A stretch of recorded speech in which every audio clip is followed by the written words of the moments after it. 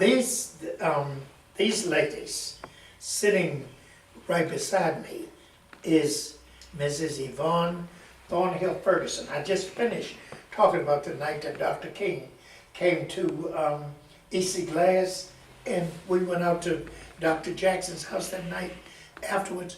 But it was that night that this lady, and remember, she's putting herself on the spot because she was the one who got up right after Ralph Abernathy said what he said, after Dr. King told the people, don't leave, because my assistant has something to say. So Abernathy was talking about voter registration and all of that. And then they were so organized that he didn't need to go on and on.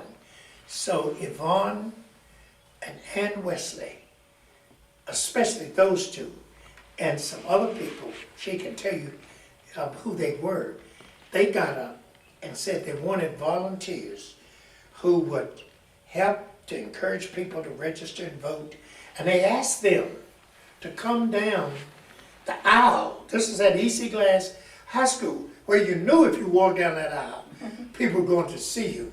So I said, well, they're going to get after me for being out here anyway, so I may as well go down. And we went down there, and they didn't just ask you to raise your hand, because anybody would have done that. They said, once you come down here and sign, if you will agree to work the polls, because we're going to get out the vote, and we're going to follow up with this and everything. And this was not during the intermission when they took the money up. Do you remember when they took up the money that night? They had these things from Kentucky Fried Chicken, and they took these things and wrapped up the KFC part, and so that they wouldn't be publicizing that group for KFC. Say we didn't sponsor King to come, so they had fixed the little chicken buckets up real nice. But Yvonne can tell you, if she can recall, how that night they did that. And hopefully your camera's still on. And then sitting beside Yvonne is Mrs. Delores Caldmore Fowler. And Dee was the first person that we recommended, Dee Fowler here, to be the first African-American registrar. The city of Lynchburg must have figured they were not ready for that because they didn't act on it. But they did turn over the Payne School precinct, which is one of the largest African-American precincts for voting. And she's headed that, I don't know how many years, she can tell you herself. But no two individuals, not females, no two individuals, as man or woman, has ever worked as hard to actually get out the vote, to be somebody visible. And even a few weeks ago, Dee Fowler would come out in all that heat and go to the cars and let people know. She would come out and tell, she's the only precinct leader to ever come out and tell us how many people had voted. Some of the people wouldn't dare have done that, but she would come out and tell us. She's the first one who would say that the people who are physically challenged did not have to try to come into the place if they didn't want to, and that they would come out to the area outside and get them there. They can speak for themselves. But I think, do you still remember something about the night when King came? I know it's been a long time, when Martin Luther King was at E.C. Glass and spoke, and you got up and announced what you all were doing about voter registration. You remember that? No, but I can tell you what we did, what we all of did. And don't ask me dates and things like that. No. You see my hair? Great. Yeah. But Mine is too. But we really were interested in getting people registered to vote. And of course, we went door to door knocking on doors and encouraging people, telling them how that they could become regular citizens and vote. And I remember that, you remember these tablets we had that we would put in barber shops and beauty shops listing people who were registered to vote. Right. I'm talking about African Americans, of course. And I remember one of those tablets that is your name here, where all the African Americans were registered to vote. And so we did work the precincts that were heavily dominated by Afro-American people. And we were just so proud when Professor Larry Sabato Yes. at the University of Virginia, a number of times, he recognized what we were doing, and that really did make us feel that we really were making a dent. And so, still, I know in the last election, people were knocking on doors, but that process was too late. Yeah. I mean, it was scheduled late at 4 o'clock, because people who are working out had gone home, started dinner, and they weren't going to come out again, you know. So, you know, I know the people who were all working with that, but if we're going to do something similar next time we have an election, that process needs to be done earlier, yeah. So, I remember once, we were somewhere, I believe it was at the old city auditorium. No, City Hall where they were having a council Yes. meeting. You remember when they grabbed Tita and Yes. pulled he was always proud of his clothes. This was amazing. What had happened was, we had said that the right to vote included the right to go to the seat of power and to tell the people about the change that we would make. M.W. Thornhill, who was the first African American mayor for the city of Lynchburg, the second African American to be the vice mayor, but the first African American to be the mayor of the city of Lynchburg, president of the Voters League for over 40 years, and only on 2 occasions, that was when he was going to be the candidate himself, did he give up the seat, once to Waylon Mitchell for a while. You remember that short period of time. And once to, so there would not be a conflict of interest. But I wish that Dee would talk about what it was like to be in charge of the whole voting precinct, because that was something new and different. As a registrar. Well, first of all, I want to tell you this, that M.W. Thornhill gave me my $1.50 to register. To pay to register. To pay to register. That's yes. right. And I went to work down in Edith Geipo's office, in a little hole in the wall. She had a little table set there, and I had to handwrite we had to go through the poll books, and I had to handwrite every registered voter that I recognized as African American. And then I carried that back to the Voters League was newly formed at that time, and I carried it back to Miss Virginia Hughes, and she compiled records. And that tablet that you're talking about, this is where the names came from. Is your name on this list? Yes. But Tita, because I wasn't old enough when I first started. Good. And when I turned 20, because at that time you couldn't do it until you were 21. And when I turned 21, because his birthday is a few days after mine. In March. In March. He is the 31st. And I'm the 25th. Good He God. came to me for my birthday and gave me $1.50. That you had to spend to Yeah, register. and told me to go downtown and register. He said, you're old enough now, go register. But I worked a long time. I mean, I used to get in my car, it was nothing. I'd ride all over Lynchburg, and we had polling, we had registration sites And I would call, people would call and I would pick them up. And I had no idea where I was going, who I was going to pick up or anything. And I had no fear. And would take them out to the plaza or to the mall or to wherever it was that, where they could register and carry them back home. And maintained all those records and things too. But my most memorable time was when, since you have talked about Liberty University, was when Liberty University, I worked the tables at the mall. And when Liberty University sent all those students over there to bombard me, and I think Margaret Smith might have been with me, to bombard me to register. And at that time, we could ask more questions than you can ask me. What year was that? Oh, gosh. It's been so long. It's been quite a while, because I've been at Payne School for 25, almost 30 years. That's right. Yeah.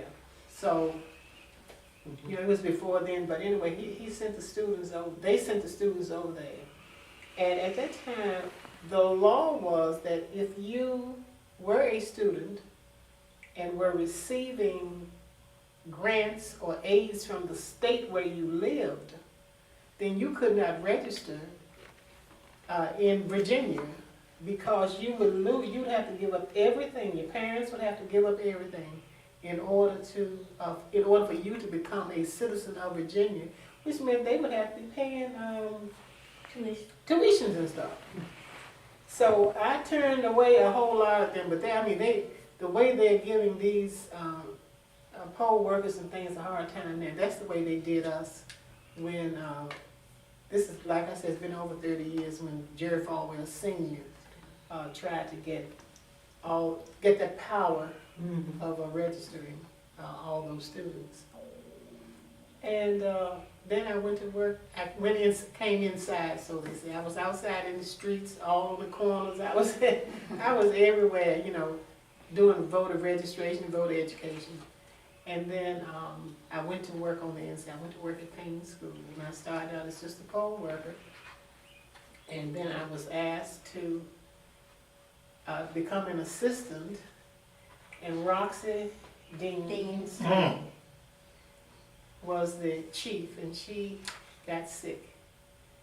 And she told me the only way that she would give it up was that they gave the position to me, because I had worked so hard with it. And so I have been at Payne School there, like I said, quite a few years.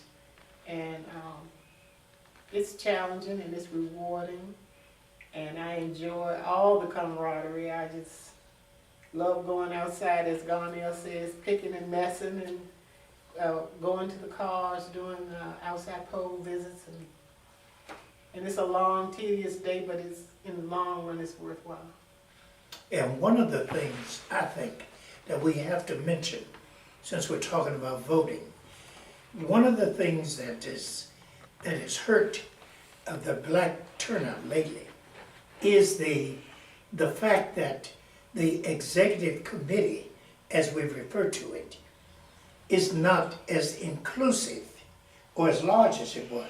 It used to be large enough so that everybody on every hill, every major section, no matter, not just Ward 2 as we know it, was represented. Now here's the roster, and this is 82. And this was the height of the power. This is when you're talking about when Dr. Sabato up at the University of Virginia said that what they did in Lynchburg changed everything about voting patterns. And so we got Chuck Robb elected. You remember the car dealer from who was the vice, was the lieutenant governor with Doug Wilder.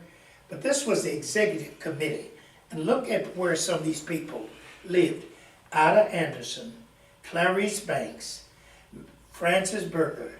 Yeah, in Rivermont. Yes, Maxine Bradley, Dr. Jasper Capel, Julia Crawley, Yvonne Ferguson, Mabel Fleming, Delores Fowler, Irene Garrett, Barbara Johnson, the Reverend Donald Johnson, Francis Mason, Danny McCain, Cheryl Mitchell, Waylon Mitchell, Kimbo Oglesby, Maxine Patterson, McDonald Pullen, J.O. Pullen, Margaret Smith, Nancy Smith, Garnell Stamps, Edith Steptoe, Mary Stratton, Alexandria Turner, Ann Wesley, Dr. R.C. Wesley, and the founder, Fred Harris. Then, these people who were not on the executive committee, but who worked with us at the time, Susan Fain Davis, Beverly McCoy, Irma Seifert, Barbara Walker, Willie Young, Fletcher Hubbard Sr., Junius Haskins Jr., Tommy Mack, and J.W. Stroud. And then you had these churches, Antioch, Brookville, Court Street, Darrington, Diamond Hill, 8th Street, 5th Street, First Baptist, Wingfield, First Baptist, South Lynchburg, Jackson Street, Mount Carmel, Pleasant Valley, Prior Faith Temple, Rivermont Baptist, Scott Zion Baptist, and White Rock Baptist. When you have a coalition that's representative, you're talking about the Voters League as the core group. That was 29 members, 30 counting Mr. Thornhill. You divide that into every section of town, Daniels Hill, White Rock Hill, Seminary Hill, all of the places, White Rock Hill, College Hill, all of them, even the apartment complexes, Birchwood, Green. Then you are involving folk from everywhere. Now, it took a personality like Mr. Thornhill. He was independent, he was affluent, so he didn't need people downtown. He was one of the first African Americans to sit on the board of a local bank, so he had that kind of access. Mayor Dodd, who was the vice president of the bank, and Mr. Thornhill, who had considerable money in the bank and who encouraged people to be at what we used to call United Virginia Bank, you know, and is now called, what do you call that bank now? That used to be United Virginia. And it's, Nobody uses it. you know, can't think of the name of the bank, not BB&T. But, so when you get that kind of involvement, then you are getting leaders and would-be leaders and followers from everywhere. We have to go back to that. It is just like nobody filled the shoes of Martin Luther King, not Dr. Abernathy, and not some of the other people, as great as they were. Thornhill was a unique individual. He had headquarters right in the heart of 5th Street. Everybody knew where he was. He ran the funeral home there. He was elected to high political office. So you had all of those things going. So then everybody knew where the headquarters would be. Now you have a much smaller group representing, so it's harder to reach those people. We have to go back to this, and that is why I always keep this, because it's a historic piece. Then when the leader is himself a person whose position, it doesn't mean that you have to be a big shot, but you have to be independent enough that you can speak for the people. I clearly remember, and both of you all remember that, when I nominated Mr. Thornhill at the 6th District Democratic meeting. There's hundreds of people there. I said, I'm going to nominate not Elliot Shule, the multimillionaire from downtown, but I'm going to nominate Thornhill. They said, no, you can't do that. I said, well, you wait till we go there. I'm going to put his name in nomination and it's going to get seconded. And sure enough, you had Thornhill, Shule, and the late Jimmy Thompson a wealthy lawyer. And so what they had to do is, something they had to give. So Schultz said, well, tell Mr. Thornhill to come down here and talk. We said, no, he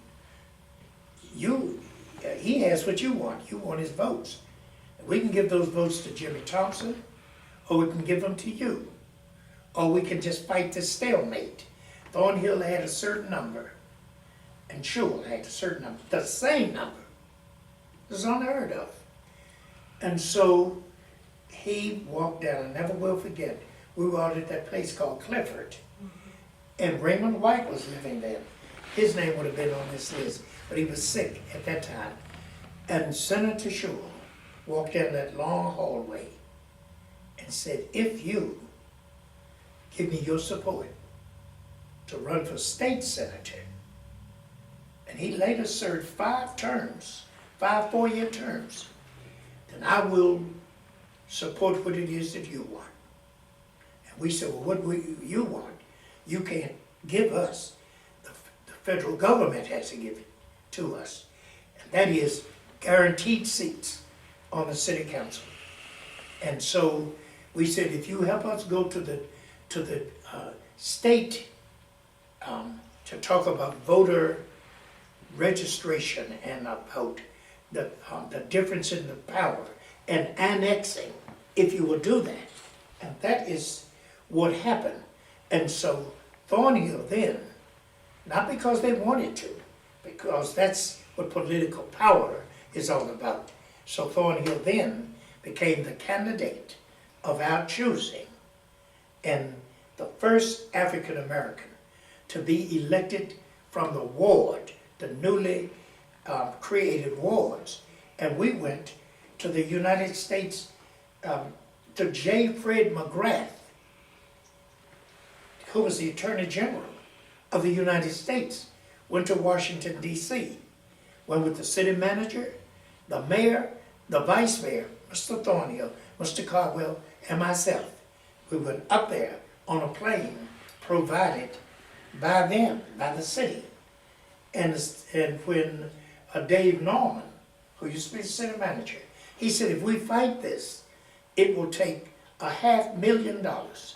So we'd rather for them to decide. And we took a map of Lynchburg and put that map on the floor. It was the size of this rug here in the Africa House, and where you could read all the parts. And they said, as long as they're contiguous, that means they're joined, and they're equal in population and equal in sections.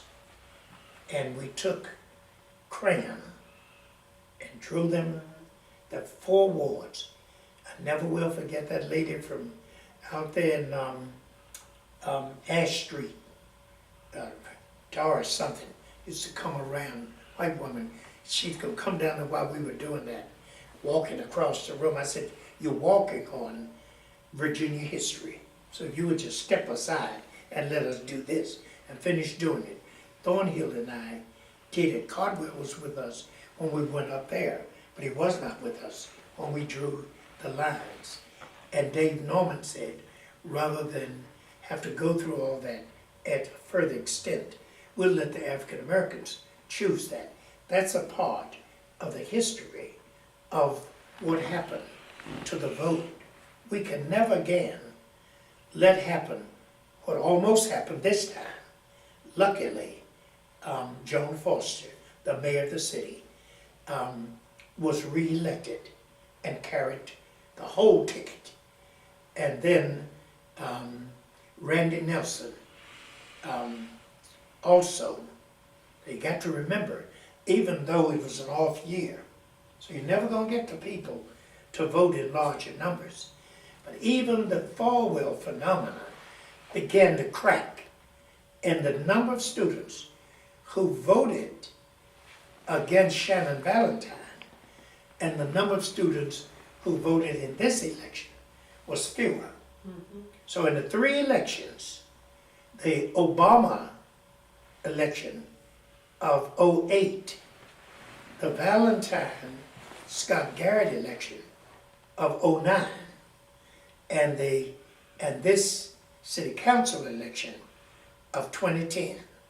3 straight elections. The Falwell phenomenon did not increase in number, it decreased in numbers. It still is a powerful political lobby that we have to deal with. And we have to deal with it with a coordinated effort. And we need people to join in with veterans, like we're veterans of this movement. You talk about having run the Payne School Ward for over 25 years at the Payne School Precinct, and Edna Shaw Reed down at the St. Paul's Church for almost the same time. But some of us are getting tired. And some of these young people who said they're leaders, they need to come on board and learn. They got to learn from somebody like you, and surely learn by someone like you. And you have underestimated what you all have done. And Yvonne, the reason you received the first Rosa Parks Award was, and that's the award you're going to get this year. You're going to be the recipient, I can tell you now, of the Rosa Parks Award. We named it for the female who has made, over the years, the best contribution to civil rights and to the African American movement. That is something to be proud of. Virginia Hughes got it posthumously. This is just the 3rd time that we will have given this award. But you got the first one. And the reason is because of the work you did. I'll conclude all of this by just simply saying, Yvonne said she was rushing around and she forgot. But I want anybody viewing this tape to understand what it took for you, an employee of the school system, at that time, a guidance counselor, her brother, the president of the Voters League, to put yourself out there. And what you did is what Ann Wesley did. Ann Wesley's going on to the other side of the river now. But she did the same thing. The Lynchburg school system paid their salaries. So they were risking their jobs to do what they did. They went down there, as God is my witness, when Ralph Abernathy told those people, don't leave. Now, who have you all got to make that statement, to appeal? Because he didn't know the people in Lynchburg. And you got down there, you all got on the floor. They were up on the stage, and you got right on the floor in front and held the microphone and told the people if they would come down there, come over to the side and sign in. And people, grassroots people, Jeanette Franklin, and people like that, just Junius Haskins, all of those young people, Walter Ford, some of those people who were new, they were the young Turks in the movement. They knew they had to join. Carl Hutchison, who became the 2nd African-American mayor and the first to be elected at large. Mr. C was elected at large, but of course everybody ran at large at that time, way back in '70. I'm talking about as time went on. It took a lot to do, and Jackie Early and some of those other people were active in helping to get some. But your sorority sisters, some of them you named, and then some other people like Erna Jordan, Erna Dean Jordan, and all of those people, and Roxy, her sister, remember her sister? And Maxine Patterson, from up there at 4th and Polk Street, right up the street from Francis Scruggs Thornhill's insurance company, and Francis Thornhill and Mary Payne, and some of those people who stepped out there. Some of them lost their jobs. Mary Payne lost her job at Craddock and Terry, and Mr. Harris and Mr. Thornhill helped to to raise the money to put her in nursing school. So she started a whole new career as a result of that. And Dickerson, the two Dickerson people, Elise Dickerson, and the one that you worked with, and Bertha Dickerson, and those people who got their children involved in studying art and music appreciation. So that Bob Winfrey and Ann Vandergraaf, later Herman the Butcher, Alice Robinson, all of those people who opened the church doors and things. And we would do and everything, including Black Moses. The next time we get together, some of those fellas need to talk. David Cox and Walter Ford and Ken Oglesby. You need to hear their story as it's been told. But I want you to understand that this is really something. And there are other things that we haven't even mentioned. And then when you think back on them, have Virginia Hughes and Shirley Berry and all of them used to go up to the funeral home and work with you all up there on election day. And that's coordinating the people who go out, the drivers, and take people to the polls. And hopefully we'll get at that point where people won't have to be taken to the polls, but they will do that as a part of their civic duty and their responsibility. I don't know of anything more important Well, you than know, the right to vote. Another thing we need to remember is everything that happens affects our children, you know? And I remember something you said just made me think during that process how we really forced our children to go to Robert E. Lee. Yes. They did not want to leave their friends. Right. And it really made a difference in their lives, our children, you know, Rodney. Yes. And that group, Yes. the Wesleys, they said they're boys out of town. They could afford to. To Pennsylvania. But my son Rodney had to go to Robert E. Lee, leave all his friends, and they had fights almost every day after school because they weren't wanted there. Tell a little more about that. Well, Because it was an all-white school. it was an all-white school, and with the way that the segregation process was occurring, you know, there was a certain population that had to go to Robert E. Lee. And our children, those who went, it made a big difference in their lives. They don't have the ties today Right. because they were separated from their That's group. right. Yes. That's true. And so it really did make a difference. It was a price that That we had to pay. we had to pay We and had our to pay. children had to Right. pay. Because, excuse me, but just like Lynette and Robin, they're the first class. They're the first class that went to 12 years of integration. That's right. You know, and they have no, I don't know about Robin, Yeah. but Lynette has no feelings for, not like we love Dunbar. No, they don't have any They don't, feeling, they don't, no. no, they don't. They don't have any reason for it. They just, so I graduated and she was an honor student and just went on about it with nothing, you know. She can remember one or two people that, you know, that stuck in her mind about what it was that, like Homer at 12, Yes. he was in that graduating class. And she remembers Homer, Yeah. but they just didn't know, they have no, And they didn't they because don't come home. they for didn't have reunion. those roots. That's exactly right. And you're right. If you say, but you're not doing this for yourself. But if you're 14, They don't, no, that didn't you mean that don't much to understand. them. Yes. So you said, but this is where I went to school.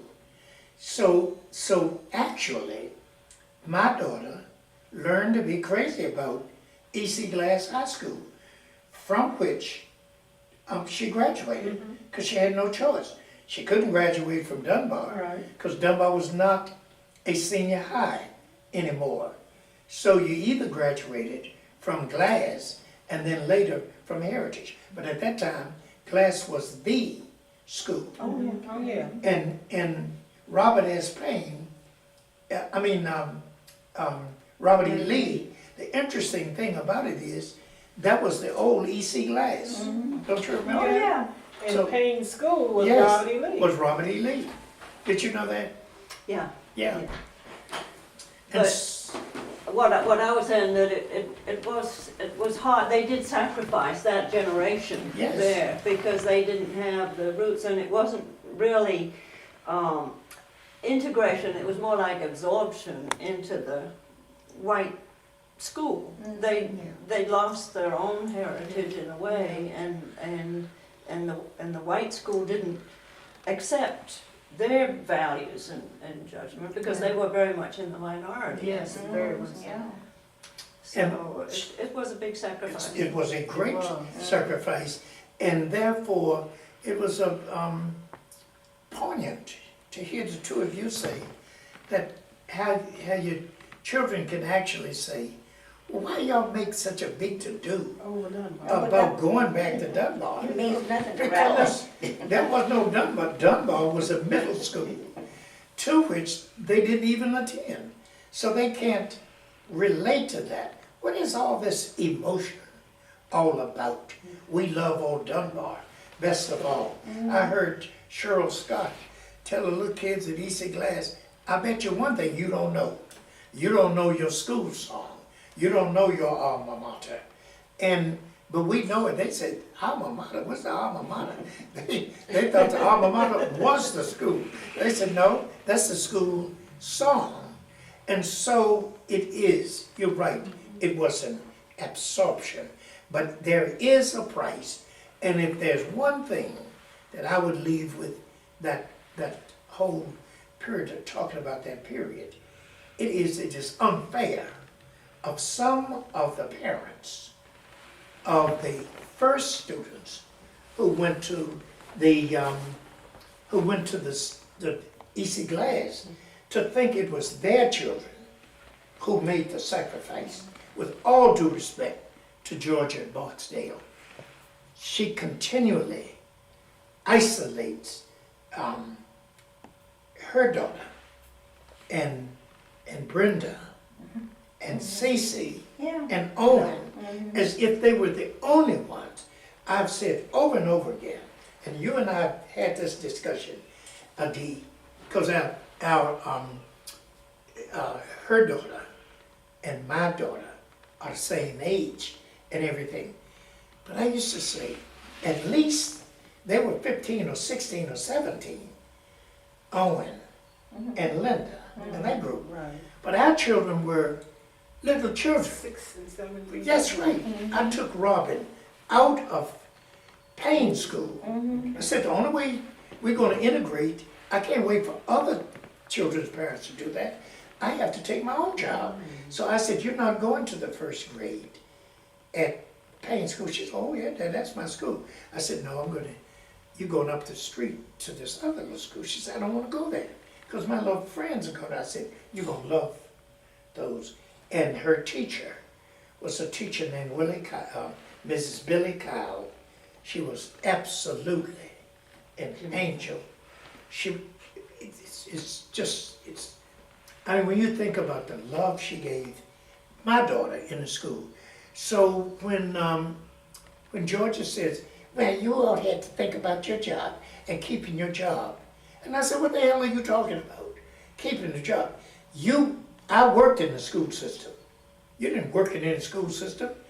I risked my job because they could say, well, since you're going to force integration on us, then you go somewhere else and get your job. And because your Mr. Harris and Mr. Thornhill and some of those people thought I was going to lose my job, they said, well, we got to find a way to get Garnell something in case he gets fired because he's a teacher and he's out there in the vanguard, out there marching in the streets with Virgil Wood and Haywood Robinson and some of those people later. And you see, if you're doing that, and people need to understand it was a great price. Highland Hubbard says this, and his wife, they said, we love the fact that we stayed where we are. And we love them, even though they left us. And somebody had to go over there. She was talking about Linda and Owen and all of them. But it did not make them better than the ones who stayed. That's right. And so when Georgia said, well, they were so far behind in Latin, and I had to get a tutor. I said, well, what tutor did you get? She said, Dorothy Lomax. I said, Dorothy Lomax? If you're so far behind, why did you get Dorothy Lomax? She's the one teaching her there. Dorothy Lomax was a super teacher. Wasn't her fault that they may have been conceived as being there.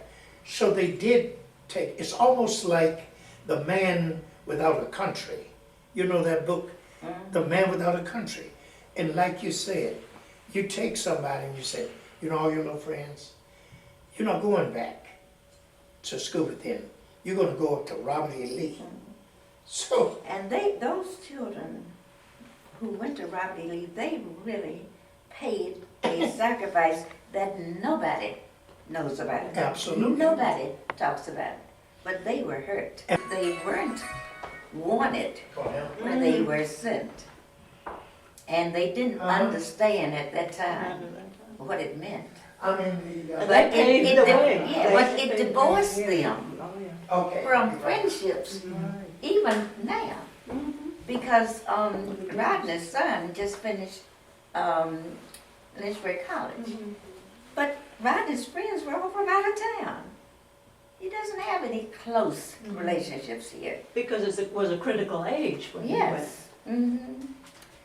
But one thing, I've got to go, but Yeah, one thing he does have, and one thing we should do, is to get some of those young people who didn't have the Dunbar experience, but they had an experience unique unto themselves, like you're saying, to pay a price and to say, you can stand up and sing, we love old Dunbar, best of all. But since I didn't go there, I couldn't do it. And as you said about Rodney, they got to fighting almost every day because they're somewhere they don't want to be. But in order to make progress, somebody had to do it. And so they did, and they made a contribution. And they need to know that they are appreciated. Appreciated. Yeah. And we need to sit them down and say that. And part of my speech, I'm going to try to remember to say that at this All Dunbar reunion. And that is that we owe them a debt of gratitude. And we cannot continue to say to those people, and when I say that, I'm including my child too, because she didn't graduate from Dunbar. Only reason she has the Dunbar experience is I taught there, and Bob Winfrey was there, so I still would put her in my place. But she didn't finish Dunbar. She finished E.C. Glass High School with no great feelings for glass, you see. And these kids finished, as you said, they went to Robert E. Lee and then automatically went to E.C. Glass. And so that's all they know. And Garnell, let me say this, because you made a very, very important point in the Rodneys, I have to say, of this world. Doing it, making a statement at the All Dunbar reunion is fine, but they're not going to do that. I know. They You know won't what I'm hear saying? you. So they won't hear See, it. they don't hear But at some point in time, we need to get together to just have an appreciation day for all of them. them. For them. You know Yes. what I'm saying? That's something we should do soon, because they're not going to be at the All Dunbar. That's reunion. right. They're not That's a gonna be. great point. They're not gonna be. It is a very good point. Maybe at the NAACP dinner. Are they going to be there? No, I mean, maybe we can invite them as Invite- special yes. guests and Right, honor them. Right, that'd be good. Because it That'd is, be good. it is important. And I remember I remember clearly that some African American principals who were looking to look after their own welfare, when the kids had to sign up where they were going to go, some of them wanted to punish the kids and try to make them go to Dunbar because they were friends with Mr. C and people like that. And the child said, well, no, I can't put that down there. When I was teaching the 7th grade, Ruth Jones, I loved Ruth Jones, but Ruth Jones tried to force the children to go to Dunbar because she and Mr. C and all of them were friends. And I said, no, it says freedom of choice. And the choice has to be made by the parents of these young kids. And if they'd say, I'm sending my child to the 2 new schools or to Robert E. Lee. Well, they hadn't finished Lincoln and Sandusky, so they couldn't go straight there. They had to go either to Robert E. Lee or to Dunbar. And that is something. I hate to rush. Thank you. Thank you so much. Thank you, Angel. Her name Yes. is Angel Yvonne. And also, I was just wondering, when is the Dunbar reunion? It is the first weekend in August. August, okay. Yeah. Thank you so much. Okay, I'll see you. Yes. Okay. Well, maybe just between the two Oh, of you, can like I you're ask talking you- about feelings. Can I yeah. ask you to sit there so I can, yes. And also, yes, that's good. Well, I think because it's interesting in the black churches too, the ushers wear white. Mhm, And I found, and maybe this because I have African house here and coming from Africa, that the Africans are have much more sense of ceremony in Africa. And I think this is brought over into the African American community. Ceremonial dress Yes. and things like that. And I don't know whether it's just an unconscious or conscious maybe, but you do get that more. Yeah, you you know. do. And I think there are several customs, I think, that have come over. I think the black churches in particular. You know, people say, well, the churches here in Lynchburg, Sunday's the most segregated town. But there are different kind of ceremonies, and I can, you know, well, you go to St. Paul's, Court, right? I go to Court Street. Oh, you go to Court Yeah, Street? mhm. I But thought you said- my friends, I know, Anne used to go to St. Paul's, yeah. because she used to go to St. John's. And I've been to, you know, I love coming to Court Street or Diamond Hill. But it's a whole different atmosphere. So, and I think there in the church you find more a sense of cohesion, like Dunbar or something like that too. Of, a feeling of maybe of belonging and family or whatever. I don't know. That was just Well, an you know, aside. This whole Lynchburg Day or Dunbar reunion thing, the only way that I could explain it to my children was the fact that we all had that one common bond, and that bond was Dunbar High School. And it doesn't matter where you go. When we would go to Maryland or wherever they would have the Lynchburg days, when you saw the purple and gold and everything else that alluded to Dunbar High School, and every Dunbar High School that you see around in the country, their colors are purple and gold. oh really? I didn't know that.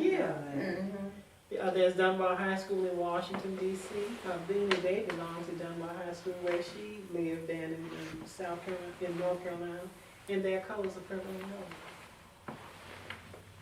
gold. Wonder, I don't know the story of Purple Me, Gold. I don't know anything about it either, but I know. I remember the marching band. Okay. Capes and Yes. running down Main Street. Oh, it was wonderful. Those were wonderful days. Wonderful days. Yes. And no more of that. You know, look like everything is gone.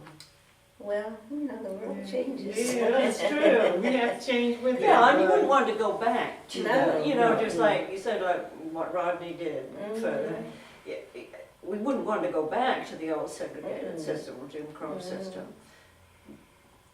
But that transition time that he, you know, it was a sacrifice that they did. And I think And a there were some white sacrifice for- children too I'm also had a sure, hard time. like Rodney's parents. Oh, yeah. Sacrifice too. Oh, yeah. I mean, really, we were Were you just, ostracized at all? to an extent, yeah. And then I was moved from Dunbar. And I guess it was good because half the people there weren't speaking to me anymore. You went to Sandusky. Sandusky. Sandusky. You know, well, I ended up just loving Sandusky, and Sandusky loved me, you know. I have great friends over there. I mean, you know, faculty friends. And, you know, this is a part of life. We go on. Move on, yeah. And we open more doors because many at Sandusky at that time were very, very kind to me. A new person, Afro-American, and they were desegregated also, you know. So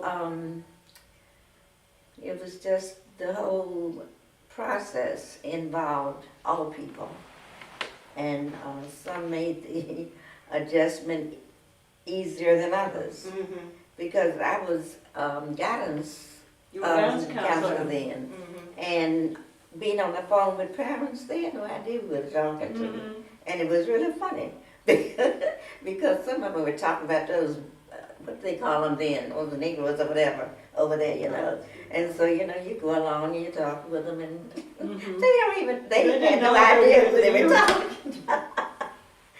So they were all often, you know, they were fun days, and Not so fun. and you know, then we were adults, and we understood, and there are lots of things we still have to understand, and accept others in order to help the process and others, you know.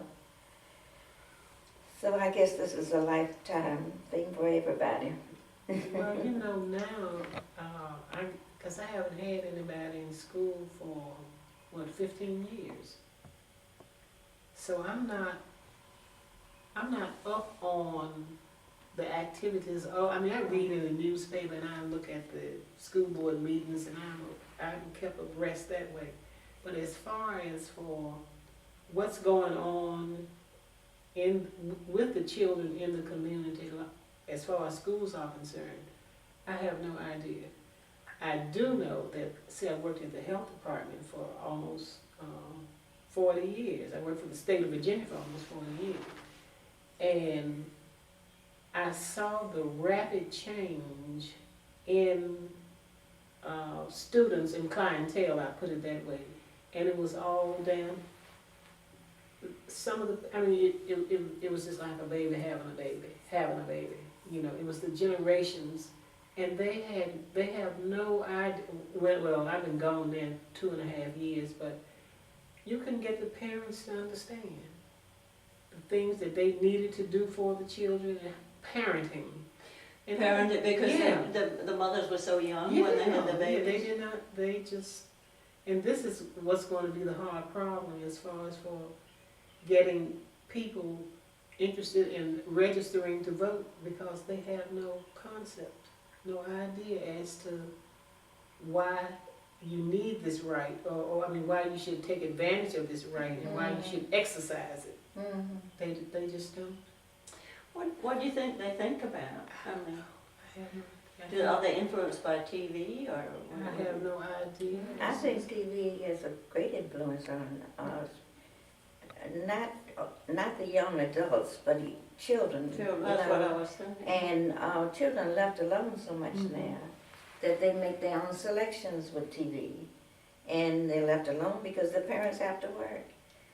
And when they get home from work, they're tired, they've got to nurture their children. And it's a very, very sad process. It is. That it's hard to say, what can we do about it, you know? Because it's like instant gratification or something like that. They don't plan ahead or think of consequences of, you know, if the vote has any meaning or not. The other one, we had the census. Mm-hmm. When I found mine in my box, because it's an apartment house next door to me. I went right next door and I said, take it out of your box and let's fill it in now and let's mail it back.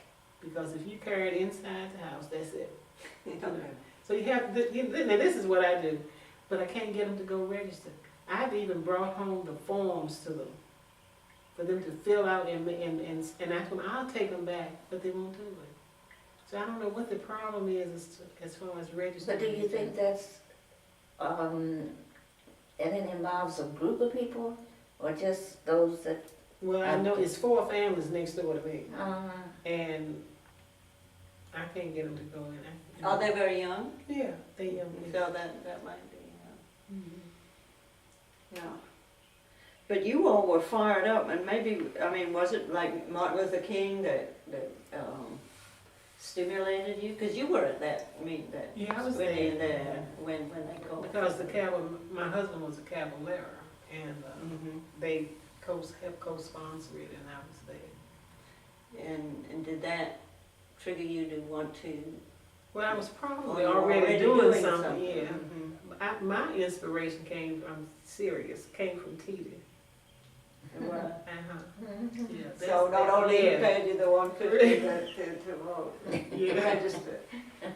But he was a big, Yeah, he big was, he inspiration. He was. And a big leader. So of course that's why he's pretty central on the painting. And he just told, well, we won't go into that, but I just lost my parents at an early age, and my mom and dad asked him to look out for me. Oh. Okay, to keep his eye on me. And so he did. And he did, you know. And so he just told me, I guess I was probably 18 years old, and he said, you need to come on out and help us do some work now. You know, and so he talked to me about voter registration and all that stuff like that. Even though I wasn't old enough to register anybody, but he got my feet in the door. So by the time I became eligible to register, I was ready. Yeah. You know, that's very important to have a mentor. Isn't You know, it though? somebody It like really that. is. It really is. Because you could have gone Anywhere. right? Yeah, right. Dee, I remember, it's maybe not quite the thing, but I remember you talking, we were having a legacy picnic, and you had brought some fried cabbage or something like that, that I like too, and I wanted. But you was telling me about your father, how your father had taught you how to select meat and cook. And I thought that was so, and did he live the other side of the river, or No. That That's was my grandparents. your that lived over there, grandparents? And used to call across the Yeah, river? yeah. Tell us then, about that. Can I ask something? Sure. I was wondering if you could sit on that chair. That's Yes, and the reason is Okay. because the window, the light has changed. Oh, And so it would be much better, then I don't have to. Gotta get Yeah, my balance. perfect, Okay. yes, thank you. Okay. Thank you so Okay. much. Yes. Yeah, I was telling her that back in the day, see, we lived in Rivermont, and all my mom's family was on Daniels Hill, so we went to Daniels Hill every day to play. And of course, when the weather started getting warm, my grandparents lived across the river. And my grandmother, it's like that I call that a balcony across the street. She would come out at certain times in the day and stand on this balcony. And we would go down to C and Norwood Street, and we would call across the river. We didn't have telephones. We would haul across to Grandma and ask her, could we come over? And this is about 10 grandchildren, right? And she would say, yes, come on.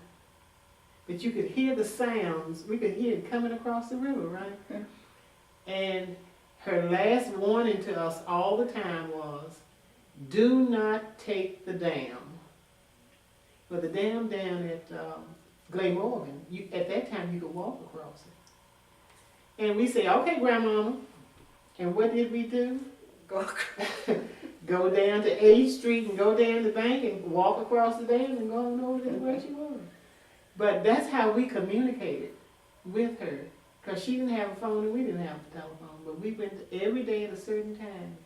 She would come out on that balcony and we would talk to her. We did a whole lot of things as children. Though. You were so many of us, you know. But talking about that But cooking that was part, really, yeah. I did not know. My mom taught my older sister to cook and taught me how to clean. So my sister died first, and my mom died like 3 months later. And I didn't know a thing about cooking. You know, so my dad, I saw this pretty meat in the refrigerator one time. I said, I'm gonna surprise my dad and I'm gonna fix dinner for him. Well, I fixed this meat and I had, I guess, mashed potatoes and some green peas or something. I don't know. I had a nice meal. And I had a baby sister too that was there with us. And so my daddy sat down to eat and he cut that piece of meat and put it in his mouth and he chewed and he chewed and he chewed.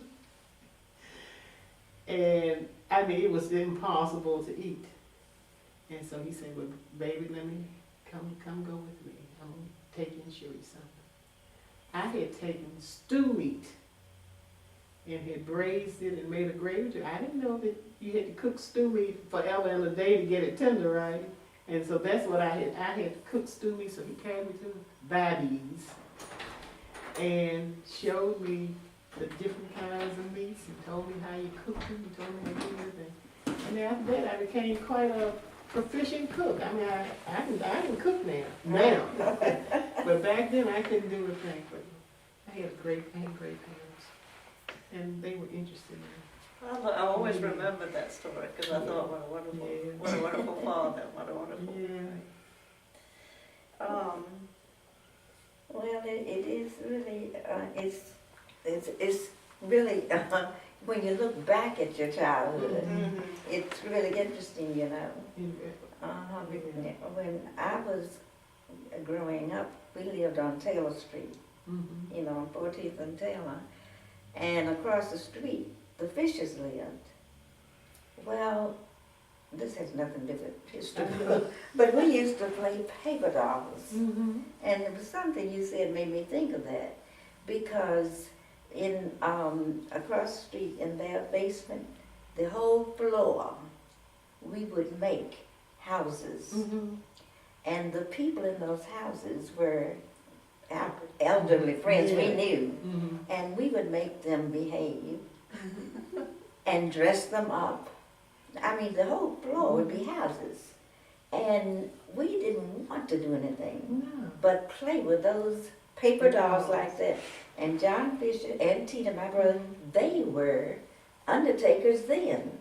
Oh, okay. And we would go around and steal the neighbors' flowers to have funerals. We had these cracker boxes for the dolls, you know. We had beds for them and all the furniture. But we lived lives that we thought those people were living. And just all day long, that we would have to, our parents made us stop to come and eat dinner. We were just totally involved in that make-believe world. In that world, well, you know, my father. Wonderful. Wonderful. So these were adults. They weren't babies, baby dolls or No, anything. These they were were adults. adult people. You Yeah, mean In the in the houses, the houses. paper dolls. Yeah, they were. 'Cause we used to make paper dolls too. Yeah. Uh-huh. So I guess that was something that was just carried on. But you know, my father distributed magazines and comic books and things like that throughout the city. And he'd leave home like 4 o'clock in the morning. And in the summertime, we would make beds in the truck, in the van. It was a van, and we would ride with him to help him make his deliveries. But he had a ruling that even though he distributed all those magazines and everything, we could not have a one unless you could read. You had to know how to read. So at 2 years of age, I started reading. But I wasn't reading, I was recognizing words. You know what I'm saying? So for my older brothers and my sisters, so they could get the magazine, because what did I know about a magazine at 2 years of age? But that gave me the love and the desire to know how to read. And when I started school, I just could not understand or could not believe that children could not read. I thought that was an automatic thing, you know. But that was, the only way we could get a book. And I said, I wish to this day I had saved them, because I would be a millionaire by now. You know, but and then all the neighborhood kids, they knew that they could come and get the Marvel comics and all. We had everything. But we had to know how to read in order to get a magazine or a book. What was your dad's name? Alfred Early. Yeah. He's from the Earlys from 15th Street. Yeah. I was wondering if you could introduce yourself and just talk a little about your background. You know, like your name, where you were born, and when, you know, sort of, just the background, whatever you want to say. All right, well, I'll start. I'm Delores. They call me Callmore, but I've never been a Callmore. I've always been an Early. And the reason Callmore comes into existence is because my mother was a Callmore. And we associated with the Callmores all those years because they were my first cousins. But I am Delores Early Fowler, born in Madison Heights, Virginia, delivered by a midwife on March the 25th, 1938. That makes me 72 years old. And I attended the public school system in Lynchburg and furthered at Virginia Seminary and College. I went to work in forced integration in 1963 at the Central, what was the name of it? Lynchburg, what was the name of it? Across the river. Can't even think of what it was. Training school, Lynchburg Training School and Hospital. And I stayed there 17 years. I got a foster child when I was, first of all, I was married to John Fowler, and of that union I have a daughter, Lynette Fowler, who lives in Charlotte, North Carolina. And I have a foster son. His name is Garnell Stamps, and he lives in Atlanta, Georgia, with his wife and daughter, Madison. I have to tell you about Madison. And then after when Jamal became 7 years of age, I went back to work for the state, and I worked for 24 years at the Lynchburg Health Department, and there I was a supervisor of the clerical staff and part nursing. And I stayed there until forced retirement 2.5 years ago. And I say forced retirement because I was not ready to come home. I wanted to work as long as my sister-in-law, Catherine White, did. And she is 84 years old and still working every day. And I was trying to keep up with her. I was trying to keep up with her. But I have vertigo, and I fell on my job, and they were afraid that I was going to hurt myself, so they gave me an early retirement. But I've been out here, and I've been working out in the fields. I serve on 2 or 3 boards, and board at the Hunter Randolph Community Center, and I was on one of the founders of the Legacy Museum, and I am treasurer for LYNCAG, Lynchburg Community Action Group Incorporated. And I'm the chairman of the trustee ministry at my church, which is Diamond Hill Baptist Church. And I am busy. And that's it. Are you still on the NAACP board? No. Oh, When I got sick, I had to cut some things loose. And so the end up, and I had worked with them for a long time. you know, and every now and then I'll go back and, I'll always be a friend of, and anything that they need me to do, I'll do, but as far as for working as hard as I used to work, I can't do that anymore, because I have enough, I got enough on my plate. And you? Oh, I'm Yvonne Ferguson, and I'm 87 years old. Did you know that? I know it. Yeah, and of course I'm retired, and I have 2 children. My daughter Robin works with in social service, and she has a foster daughter, and they have a little boy, and he's in the 4th grade. He goes to James River Day School, and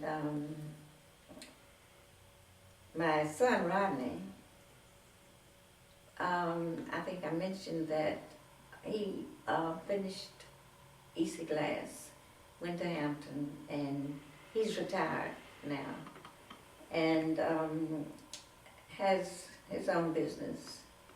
We own Farsia Burger Park. And we've been here all our lives, and our friends are, my friends, mostly are based in Lynchburg, but Rodney's friends are based from out of town. But they are very close, and they visit each other. They were all here for, not just there for graduation.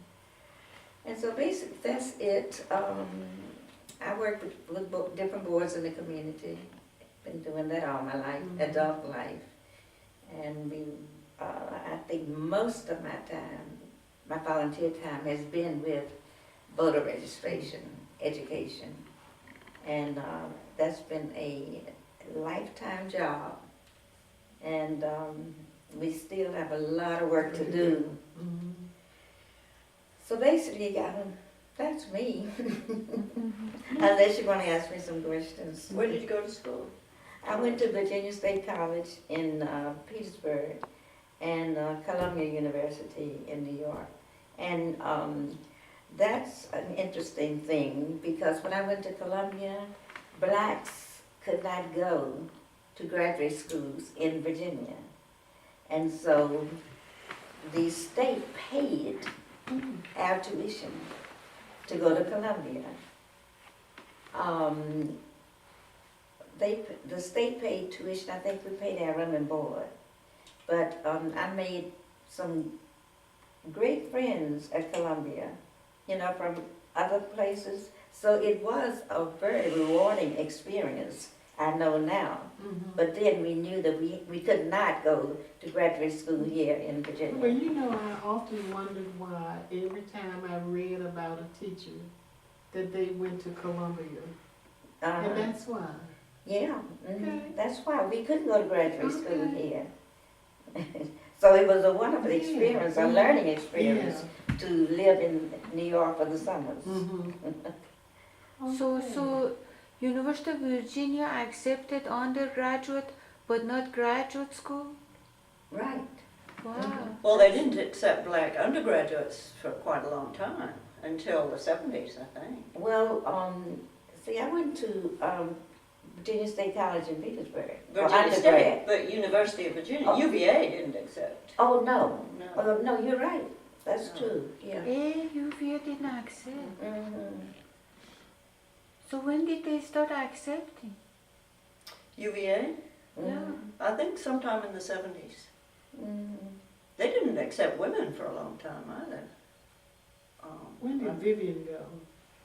She went I thought she went in the early 60s. Vivian. Vivian Vivian. Mhm. Oh, I'm not, I don't know the dates really. Because she graduated with me in 58. Is that right? Mhm. And then she went 4 years. She went to UVA? UVA. Mhm. Well, we came here in 59, Mhm. and it was Because that's Oh, when she wait, had yeah. her medical degree from UVA. She was the first woman to graduate We'll have to check that out. from UVA. Well, In maybe the the medical, maybe the medical yeah, might in be the medical, different yes. from. Yeah. I went to University of Virginia. You did? Yes, in 1969 I started. Mhm. So something changed in the maybe early 60s or middle 60s. It had to be early 60s. Yes. Yeah. My memory's getting bad. But if you're 87, then you must have been even an adult, like in the Jim Crow time. I mean, you must have really experienced that, separate water fountains, separate all that, Yeah. Yeah. and where you go to the stores and if you were black, you couldn't try on clothes. Right. And all That- those. I'm younger than she is, and I remember You that. remember Yeah. those? Mhm. That would be great if you could tell us a little story about, like for example, the swimming pool in the park. I went there and they told me the story that they closed the swimming pool. Right there on the trip tape. Mhm. Right there, you see this man standing with the blue shirt on, and Yes, 7 boys standing around him. His name was Oliver Thaxton, yes. and he carried them to Miller Park. And rather than to let them swim, they shut down every swimming pool in the city. And they stayed closed. And then bulldozed them over. That's right. Filled them with dirt. Because it was one at Jefferson Park, Mhm. So, Riverside Park. so in the middle, No, off to the right there. See the swimming, Swimming pool. see the swimming pool right there? oh yes, yes, yes, yes, yes. And the man standing right in Yes, front of him yes, with the yes. shirt on. And the Yes, boy. yes. Mhm. Could you tell me the story? Well, Garnell would probably be better, but Mhm. because he knew, but because he said Oliver Thaxton worked at Patterson's drugstore. He worked for Patterson. For Patterson. He was a refuse collector. Mm-hmm. And of course, when this happened, he lost his business. He lost his business. Mhm. All the And stores that- downtown Yeah, boycotted him. Exactly. Yeah. and that was one thing that made it easier for Titi, because he was an independent Mhm. business owner. Right, He right. did not They had to depend on them. depend yeah. on, The occasions or white whites, yeah. Not that he didn't pay many penalties, Oh, yeah. because they still had their way of Of getting to getting to right. you, But, and that's a wonderful picture. It is. It is. I just appreciate it so much. But I want, the stories to Yeah. be told, and that's why it's so important that Right. we talk a little about Mhm. it now, and hopefully we can get I would, some of the others. I wish we could get, different audiences to experience, the information that's been shared about, that picture. Mm-hmm. Because I'm afraid so much is going to be lost and forgotten. Mhm. Oh, it is. It is. I don't know if any books have been written about the lady in Lynchburg, Mhm. No, it hasn't. And, But this record, and depending on what happens, we hopefully we're going to put it all together. But, now we have the internet, we have things like that. And if we get the permission of the people like you who are speaking on it, to be able to broadcast it around, which I think would be fine. It That would be would. one way of telling the story. yes. And even having it here at Legacy, and being able to put on programs and maybe selected parts of it. Nobody's going to sit through 3 hours of it, but get the story out. At least once or twice a month, I tell somebody about this painting. Over at church the other day, and I thought they were here bought one. I thought you had one too. I can't find it. We gave it one. So, maybe it was with Hayward's things, Maybe. you know what I'm saying? Maybe he had with his things and they didn't. Well, we still have some, they're only $50. I know that. But I was telling the story too, and I said, tell me who number 58 is. And they read, I don't know. Who is it? I said, you can't be reading names. Look on it, who you think it looks like. And they said, I don't know, Miss Fowler, who you think? Who is it? I said, it's me. They said, you In your used to purple look like dress. that? I said, yeah. I said, I started to put purple on today. I love Oh, you purple. did? Yeah. But I said, that's me. And then I said, it's Ferguson and Miss Banks. I said, that's us in the corner down there. They said, after you tell them that, they said, oh, it is, isn't it? It is you, isn't it? I said, And what inspired you to do that painting? Well, I was, well, you know, the newspaper here at that time was so racist. mhm. And the only time they ever published anything about blacks, African Americans, were if you were put off to jail or something like that. And if they ever wrote anything about Haywood or any of the others, they would say Haywood Robinson, director of local poverty program, communist sympathizer or something like Yeah. that, or Garnell Stamps, and they'd always say racial agitator, or, you know, they never, Said and I they thought, but I know these people, they're great men, you know, and heroes, and so I thought, well, you know, I didn't have any stature, I was young, I was new to Lynchburg, and I could paint, and I could see that you could go everywhere around town, you never saw paintings of blacks anywhere, you go to the public library, you go to the, you know, if you go to City Hall, or you went into the courthouse, or you went, you know, even the hospitals, they always had these beautified donors, and people go, oh, and so I thought, well, maybe I can start painting people. And the first person I painted was Dr. Wesley, because he went to St. John's. I remember.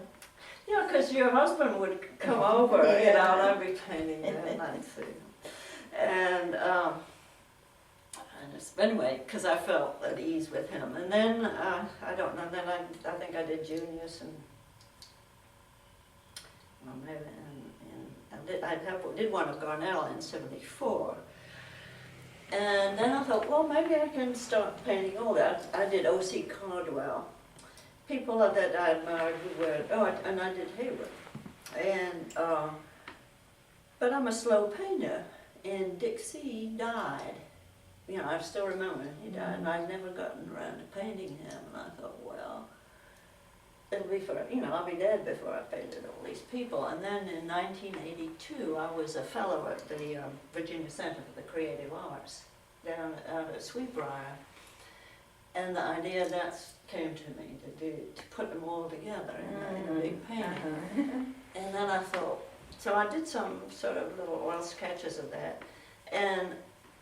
But then I thought, well, you know, I've got, you know, what will people think? You know, here I'm a white woman doing this with this concept. So I thought, well, I'll get people. So I got Charles Mango, who was, you know, head of the NAACP, Junius in Garnell, and a couple of others I can't remember. Anyway, they came over to the Center for Creative Arts, and I showed them, you know, what I was thinking of doing.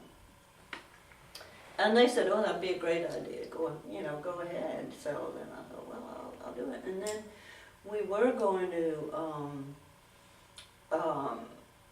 try and get a grant, sponsored by the NAACP, get a grant from the Foundation for the Humanities. But that was during the Reagan years, and then it was the 80s, and all the grant money had dried up, so no money. But it was just like, you know, having a child that was inside me, and I realized, well, it's got to come out. And then, so in '93, I decided, well, you know, I'm not going to get any money for it, but let's do it anyway. And so, so I got the canvas and everything, and then Junius and Garnell helped, and Barry Jones, because I couldn't remember, you know, what people really looked like back then. We'd all gotten older and fatter and grayer, and so they helped get pictures for me, and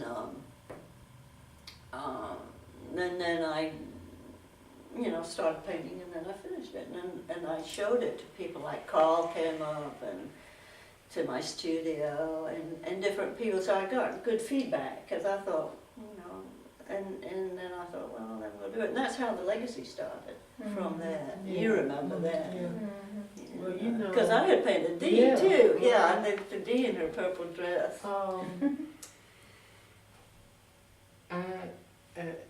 I've always been in awe of this, but I'm gonna tell you what stands in my mind. Anne did. That's probably right. Is that yours or mine? Anne did setting of Owen Cardwell. And Yeah. you know how Cardwell would sit.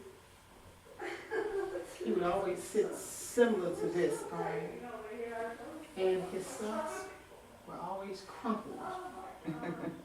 His socks never stayed up. And on this picture that she has of him, he's sitting just like this with his crumpled socks. She didn't have to put his face in there or do anything. You knew that was Cardwell's body sitting in that chair with his crumpled socks on. And I said, man, if she can capture this much, and the same thing when she did me. It didn't have a face to it, but it was my body action. And if you know me, you know that's how I sit. And she had me down perfect. And once she put the face in it, that's it. I need to ask her, because a lady bought that portrait. Doogie, Mary Douglas Baldwin, I think that's her name. She was out in Rivermont. And I would like to get a copy of it. You know, because I tell my kids about it. I have the speech that I said that night. Because I spoke at the NAACP meeting there in the Court Street Church. And I was the only woman on the dais, and she named this on the dais. And I have the speech framed at home. But I would like to tell the kids, show it to my children. You know, the picture that really goes with that. Maybe they would want that.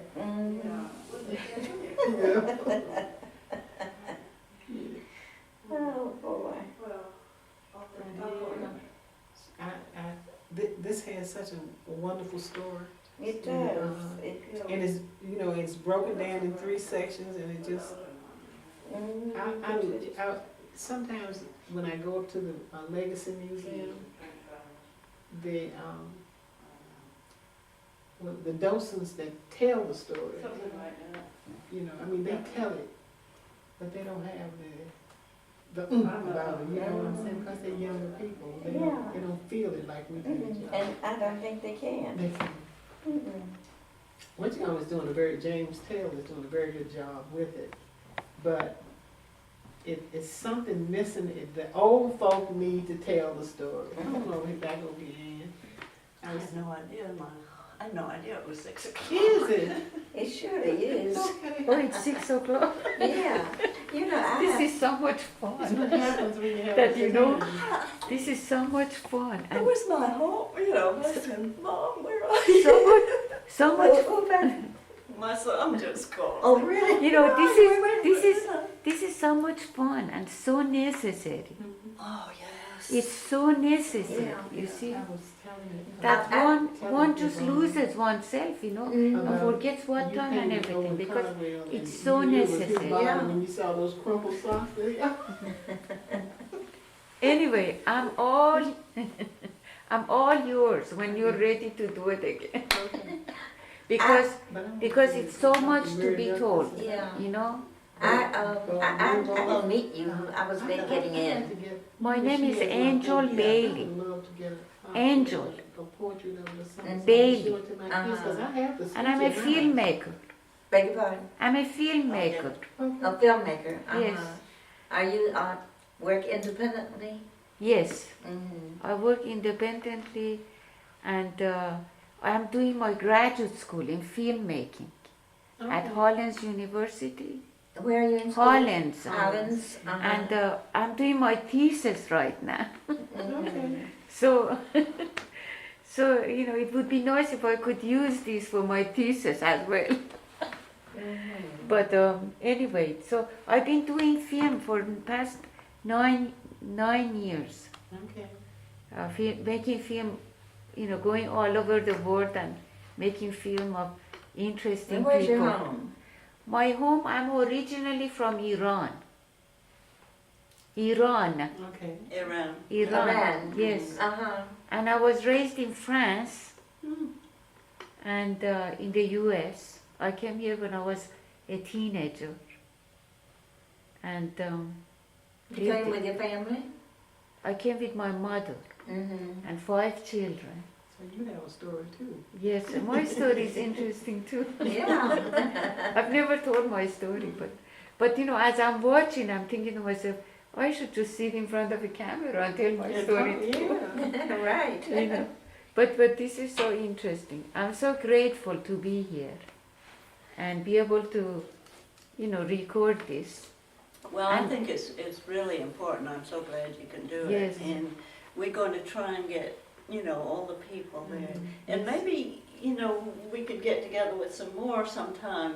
This is the first one we're doing. Mm-hmm. Yes, And I want you to think about Yeah, it just and sit around and the sit room and around talk. and we're going Yeah. to talk. And it would, And we're it would gonna be get- interesting to get some young people. Yeah. Get some Rodney and some I of mean, the young people need to, they don't understand, they don't know, really. They don't know this history. Mm-hmm. And it's nowhere they can get, where can they get it That's from? why they have to When get they a were in lot. school, the Right. teachers weren't teaching anything but blacks. Mm. Excuse me, you know, so it's a void. Yeah. And they need to understand, they love us, Mm-hmm. but we did something to them. Mhm. We did something to them. That's what they think. Yeah. They feel that. Yeah. And we And really we did. did. We did. We put them in a terrible situation. how They did, were how did you do that? I don't they understand. weren't accepted. They would have preferred to go to school with their friends, teachers that they I knew. see, I see. We put them in a strange environment Yes, yes. that did not want them, Hostile. Yeah. you know? Mm-hmm. And, you know, as a parent, even when you are fully grown, it hurts. Because you know what you did for You them. know, I never, To them, I you never know? realized, and this is the first, nobody felt like I did about it, you know? And hearing this coming from you is Fantastic, yes. You know Yeah. what I'm saying? Mm-hmm. Because I would just suppress my feelings because I didn't want to. I think there's a lot of Yeah. pain that's Yeah, been right. pushed about. And I'm Yeah. glad, I mean, I know, I'm sorry that it happened, but I'm glad to hear Mm-hmm. that I'm not the only parent that feels this way. Yeah. Mm-hmm. Because nobody else says anything. Mm-hmm. Yes, And I just, this is incredible, and that's one of the Yeah, exactly. reasons for making films. Mm-hmm. Because I've never been physically fighting, you know. mhm. But if my parents had sent me into that environment, I think I would have fought too. Yeah. mhm. You know, fist fought. I You're I feisty now, I tell you. I think you probably would too. And see, my daughter started so young, I had to go to the schools to do the fighting. Yeah. You know, I had to go to the schools to do the fighting for her because I can remember one time she fell up at Frank Road. And they wanted, and so they cleaned it up and everything, she found some gravel, they cleaned it up and everything and sent her home. I had to go get her. And so the next day when she went to school, they said she couldn't come back because she had impetigo. And I'm going, no, I gotta go up here and see about this because you know That she that she fell and that it was cleaned up. and she's not bringing anything communicable back into the school. This is where she failed, and so I had to, and so I had to always go to the school to fight for her because she started out at 6 years of age. And then one time that year, she had braids this thick down to her waist. And so they sent me this letter home and said that she had to be Pocahontas in this Thanksgiving play. And I went to school, I said, no, she doesn't have to be Pocahontas, but she fits the profile. I said, what child did you use last year? If you had put a wig on, fine. But you're not going to use her in that manner. No, she's not going to be Pocahontas. It's as simple as that. I didn't want them taking advantage of her because she looked the Indian part and had the length of hair that they needed and everything. You're not going to do it. Because she didn't want to be in. No, she didn't want to be in. Yeah. She just wanted to go to school and learn. That's all she wanted to do. And read. She was like, Yeah. Just read. That's all she wanted to do, and tell them what to do. well, I think it was a difficult period for everybody. It was. I mean, for some more than others, but for everybody it was a difficult period. And a lot of the children were just, they said, well, this is what you got to do. You and got to do it and put them on in there. And I think a lot of the teachers, you must have had some problems as Oh, teachers. heavens, yes. I was not liked at all after, when we had to just decide whether the schools need to be desegregated. That's when I think Alan Borneo, Willie Clark, and myself, I mean, we were really ostracized. I mean, to the point where it hurt. But people were interested in their lifestyle, their jobs. And they wanted to continue that same path, But that's the way the world goes. Well, I know it's 6 o'clock. My goodness. It was just so wonderful. Thank you, Really, thank I'm you. so glad you came. Yes. And, well, of course, Garnell had to leave, but we need to schedule some more time. So when I call, this is, but we can say this is where the sort of thing, and Angel has just been wonderful. And, of course, she had. Well, Angel, what happened with you? Because you had to look after your grandchildren. I thought you had to be there. No, not today. Not Because today. I knew I was coming here Oh. like proper holder. Do you live here in Lynchburg? Yes, I live in Lynchburg. Yes. I've been here for 13 years. 13 years. Yes. You like it, I guess. Yes, I think I'm supposed to be here. That's good. Well, I'm glad you're here now because this is the perfect Yes. thing to be doing. And I think- we can keep you busy all Yes. summer. I think this kind of filming is necessary for humanity. No question. Yeah. Because people's stories are being lost. And also stories allow people to get to know each other better. It brings out the truth, Right. which is very important because the divine is the truth. Oh, yes. So if we get closer to the truth, we get closer to the divine. And when I say divine, I don't mean just God. I mean like the unified universe. And so it's very important that we do these kind of projects. I'm doing another story now on breast cancer. Breast cancer. Breast cancer. Oh, you? Mhm. Wow. I just did an interview, received it back the other day to edit it and make sure that everything's right. Yeah, she's a survivor. Survivor in many ways. Well, you know, Many things. I had cancer. Uh-huh. I had cancer 1992, and they told me I have 1 year to live. I was never told And- that. And anyway, I'm still living. Yes. I had mine in the 80s.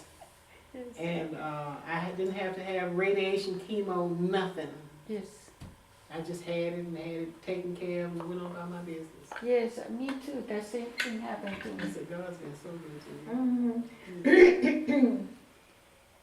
And you had no, did you have surgery or anything? Oh, you had I surgery, had surgery. Yeah. right. Mhm. Kept me in the hospital. Well, they didn't want. Well, my doctor was going on a tan. He wanted me in the hospital for 3 days, so he told me what to do in order to stay in the hospital. He said, "Now, well, they come and ask you how you feel. You tell me you're nauseated." Because they can't do anything about that. So on the 3rd day, he came in and I said, "Well, what do I say today?" He said, "Nothing. You can go home."